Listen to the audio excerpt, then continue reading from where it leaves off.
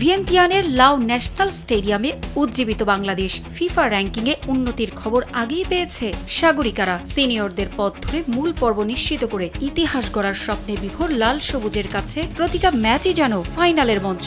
আগের ম্যাচেই স্বাগতিক লাওসের সঙ্গে চোখে চোখ রেখে লড়াই করেছিল বাংলার মেয়েরা।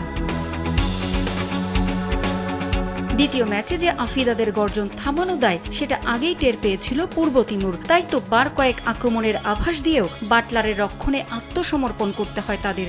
শুরুটায় ছোট ছোট আক্রমণ করেও গোল করতে পারেনি লাল সবুজ। অবশেষে ২০ মিনিটে গোল উৎসবে শুরু করেন সিনহা জাহান শিখা। স্বপ্না রানীর কর্নারে গোল করেন এই মিডফিল্ডার।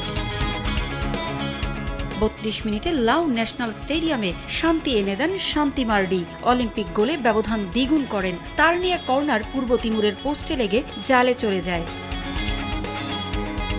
একের পর এক আক্রমণে রীতিমতো ঝড় বয়ে যায় পূর্ব তিমুরের ওপর দিয়ে। ছন্ন ছাড়া রক্ষণভাগ বাংলার জয়িতাদের সামাল দিতে গিয়ে হয়ে পড়ে দিশেহারা। ৪ মিনিট পর শান্তির কর্নারে গোল করেন নবীরন খাতুন। উল্লাসে ফেটে পড়ে বাংলাদেশ।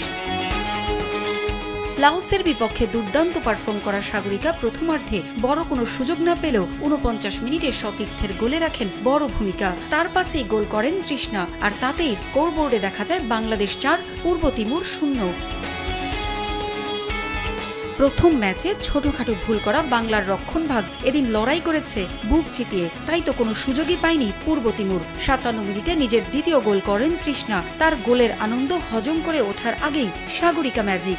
এরপর ৮২ মিনিটে নিজের কাঙ্ক্ষিত সেই গোলের দেখা পান তৃষ্ণা, করেন হ্যাট্রিক। ম্যাচের শেষ বাঁশি বাজার আগে আরও এক গোল করেন মুনকি আক্তার। শেষ পর্যন্ত পূর্ব তিমুরের জালে ২ হালি গোল করে মাঠ ছাড়ে বাংলাদেশ। অনূর্ধ্ব ২০ এশিয়ান কাপ কোয়ালিফিকেশনে গ্রুপ এইচ থেকে খেলছে বাংলাদেশ। সেখানে প্রথম ম্যাচে লাওসকে আর শুক্রবার তিমুর লেস্তের বিপক্ষে ৮-০ গোলের জয় পেয়েছে সাগরিকারা। এইচ গ্রুপে ২ ম্যাচ খেলে ৬ পয়েন্ট নিয়ে বাংলাদেশ এই মুহূর্তে টেবিল টপার। নিয়ম বলছে গ্রুপ চ্যাম্পিয়নশিপ নিশ্চিত করতে পারলে লাল সবুজ কন্টিনজেন্ট নিশ্চিন্তে উতরে যাবে, সুযোগ করে নেবে মূল এশিয়ান কাপে। আগামী বছরের এপ্রিলে সেই আসর বসবে থাইল্যান্ডের মাটিতে।